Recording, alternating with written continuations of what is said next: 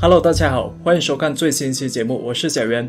今天我们讲个美国富婆和穷小伙的案件。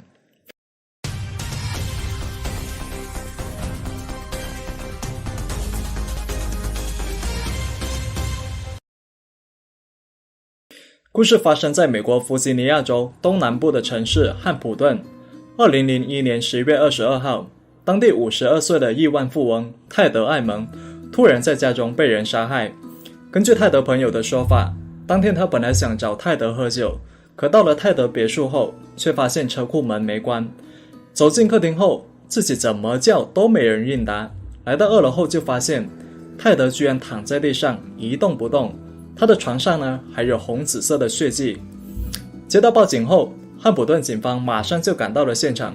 他们发现死者呢是被人用钝物击打致死，全身上下只穿了一条内裤，案发时呢应该是在睡觉。在1楼的厨房灶台上还放着1800块的现金，而家里其他的贵重物品呢都还在，这说明凶手的目的呢应该不是劫财，很可能是报复。可谁会跟这位亿万富翁有仇呢？又是谁敢上门杀人呢？泰德的朋友告诉警方，他们应该去调查泰德的妻子露莎，因为案发时两人刚好在闹离婚。为了找到泰德的妻子露莎，警长驱车来到了纽约曼哈顿。可还没来得及见上露莎，警长呢就遇到了一个讨厌的家伙，他就是丹尼尔·佩洛西，露莎38岁的情人。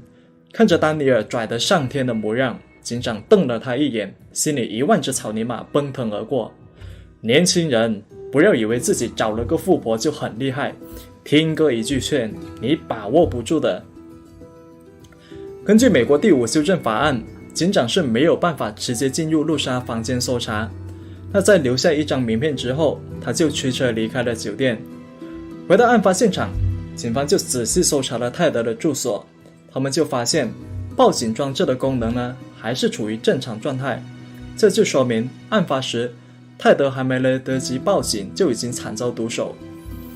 而负责泰德住所安全监控的职员就透露，除了这套连接警方的报警系统，其实别墅里还有一套秘密监控，是泰德妻子露莎用来监视丈夫24小时活动的装置。除了卫生间，其他的地方呢几乎都能拍到。警方觉得凶手既然是在住所内作案，那他的作案过程肯定会被这套装置录下。而就当警方以为到这里就能破案时，他们却发现储存录像的硬盘被人偷走了。那警长就把方向转向了丹尼尔，因为这套装置是他买的，而且还是他亲自监督工人安装的。除了安装监控的职员，只有他知道硬盘的具体位置，所以很可能是他杀害了泰德。警长翻开丹尼尔的社会档案一看，好家伙，这人呢就是警局的常客，经常因为酒驾被警方拘留。由于泰德呢是在周末时遇害，所以警方就得确定案发前几天他妻子露莎和丹尼尔这2个人到底去干了什么。丹尼尔就表示，案发前后2天自己一直和露莎待在曼哈顿，星期六时自己开车去了姐姐家，在姐姐那里住了1晚。星期天下午则去长岛参加了一位朋友的婚礼，晚上的时候又回到了姐姐家。丹尼尔一口认定自己没有离开曼哈顿，可警方还是戳破了他的谎言，因为他们发现在周日后半夜2点，丹尼尔呢曾经开车离开过曼哈顿。案发1个月后，泰德45岁的妻子露莎就继承了丈夫第一笔价值8000万美元的遗产，那单单是一座别墅就已经是价值几百万。泰德遇害时呢，他刚好就和妻子在闹离婚，而作为妻子，只要泰德一去世，那露莎就能获得一大笔遗产。作为情人的丹尼尔更是最大的间接受益者。那丹尼尔和露莎又是怎么认识的呢？露莎又为何会心甘情愿要包养他呢？那这一切还得从露莎的成长经历说起。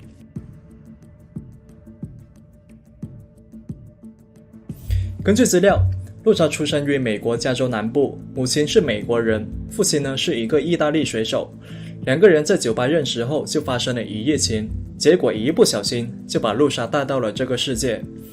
虽然露莎从小很聪明，但可惜的是，母亲在她10岁时就因病去世，而在政府的救助下，露莎就顺利获得了大学文凭。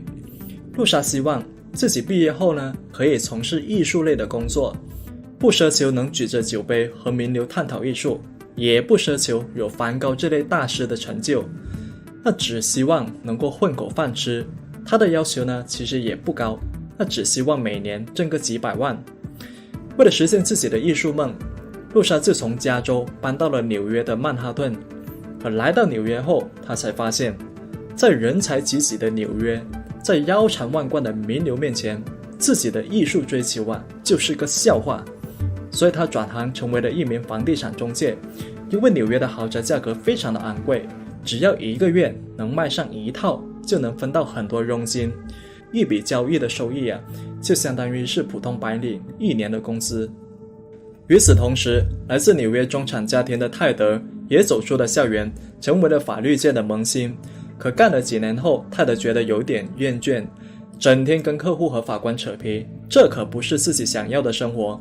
所以他就跳到了金融业，开始为当时一家有名的私募投资机构效力。任职期间，泰德因为参与了几桩大型收购项目，获得了可观的分红。为了更方便工作，他决定在公司周围购买一处房产，所以就约了个中介帮忙，而他就是27岁的露莎。在电话中，2个人就确定了看房时间。可到了那天早上，泰德因为临时有事，就直接放了露莎鸽子，让她在原地苦等了1上午，而且也没有及时告知她情况。这可把露莎气得一肚子火，这该死的家伙仗着自己有几个臭钱就放别人鸽子。露莎不断安慰自己，不要生气，不要生气，也许客户真的是有事要忙。可她是越想越气，以至于最后实在忍不住了，就直接打电话给泰德。在电话中还大声斥责了泰德，说他不守信用，随便浪费别人的时间。那要是普通人听到这番牢骚，那肯定会被气得直接挂断电话。可泰德却觉得这女孩子很有意思，她是一个很重视时间的职员。一个对时间如此重视的人，对工作呢肯定也是非常重视。为了弥补自己的过错，泰德就主动请露莎吃了饭。2个人的爱情就这样慢慢展开。那从电话到餐厅再到酒店，几番灵魂交流之后，2个人呢就走进了婚姻的殿堂。那由于无法生育，1992年时，泰德和露莎呢就领养了一对乌克兰的小孩子。而到了这里，泰德不但拥有了家庭，也拥有了蒸蒸日上的事业。他在世界各地购买了很多豪宅，少则几百万，多则上千万，那反正也就是签几个名字的事情，完全不心疼。可是这场看似美满幸福的婚姻，却逐渐开始出现了危机。由于泰德腰缠万贯，所以平时难免会有很多女性围在他身边。那泰德就好像是丛林中的野鹿，被周围一群如狼似虎的拜金女盯着。他们穷尽所有的围猎手段，只要一有机会就会发起进攻。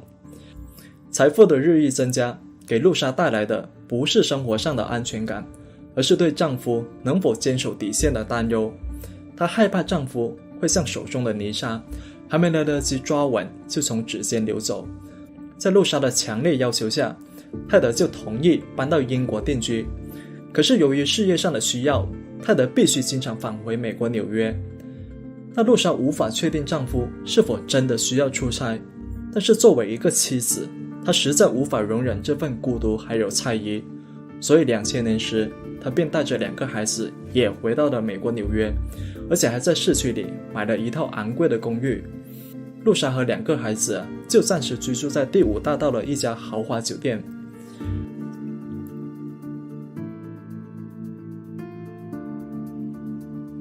既然夫妻2人都回到了纽约，那2人关系的裂痕就这样被补上了吗？当然没有，相反，第三者还趁机钻了进来。他就是前文中露莎的情人丹尼尔。丹尼尔也是个美国人，在19岁时便有了自己的孩子，此前是个电工。为了改善生活条件，丹尼尔开了一家电器维修店，但生意并不怎么样。那生活上的艰辛让丹尼尔染上了酗酒的恶习，几年之后他就失去了家庭还有事业，重新变成了以前那个打工仔，继续帮别人安装水电。在2000年时，丹尼尔就意外遇到了路莎。那为了揽下路莎这单生意，他就承诺在1个星期内就能完工，而且只需要8万美元。在工期和质量上，丹尼尔都立下了军令状。看到这小伙子如此自信，路莎便同意把水电工程交给他。那为了实现承诺，在施工的那几天，丹尼尔甚至直接睡在卡车里。而路莎发现后就非常吃惊，这小伙子真的是很拼命。那结束几天后，路莎就决定让丹尼尔也搬进总统套房和他一起住。那反正那么多个房间空着也是空着，那所以前天还睡在路边卡车上的水电工，隔天就住进了总统套房，而且还用自己炽热的身体填补了富婆的空虚寂寞冷。那事情就是这么离谱且现实。在和路莎同居的日子里，丹尼尔拥有了以前渴望的一切。以前那个灰头垢面的电工，如今已经变成了高大帅气的西装小伙。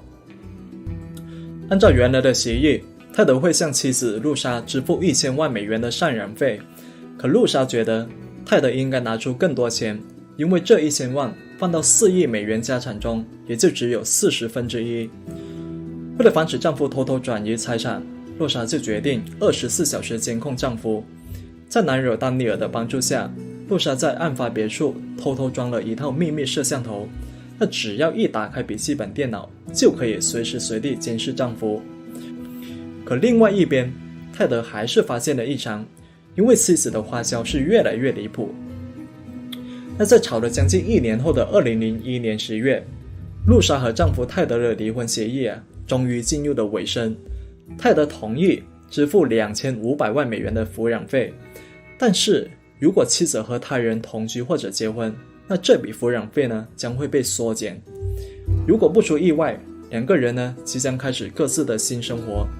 可就在两人签署书面协议的前4天，意外还是出现了，那就是前文中泰德突然的遇害。按照谁受益最大，谁最可能是凶手的原则，丹尼尔和路莎都是第一嫌疑人，但警方得找到证据，毕竟富人家里总喜欢出意外。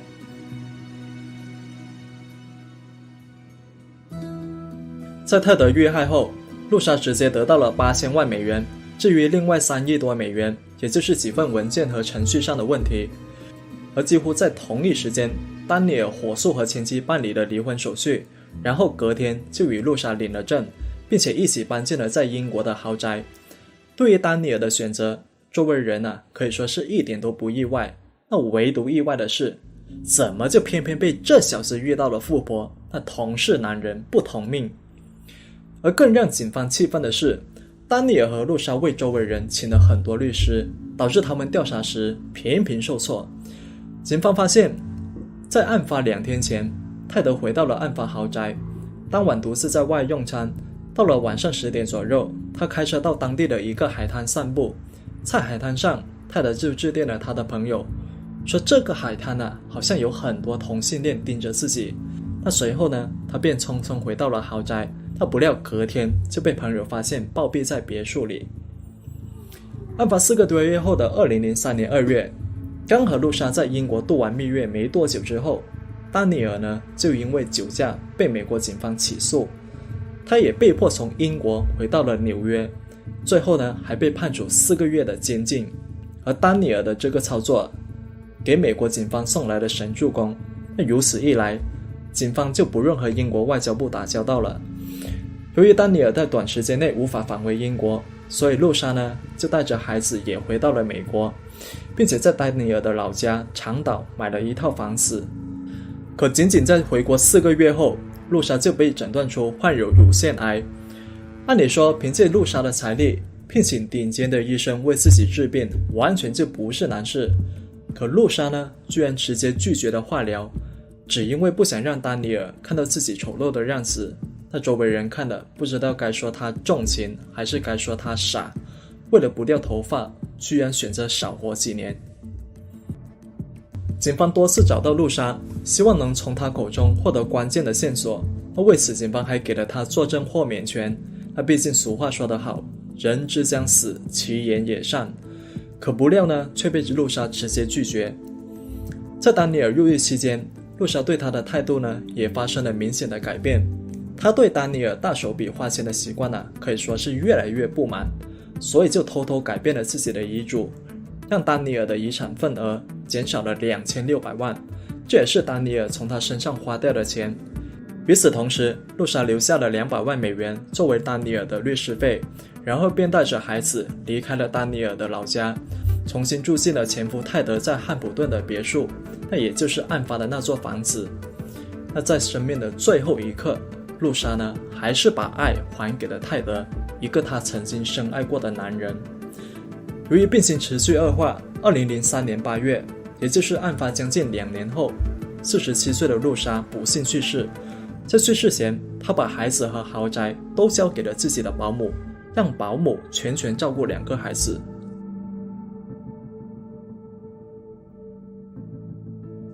2004年3月，在调查了3年后，警方就以2级谋杀正式对丹尼尔提起了诉讼。检方认为是丹尼尔在案发后偷走了硬盘。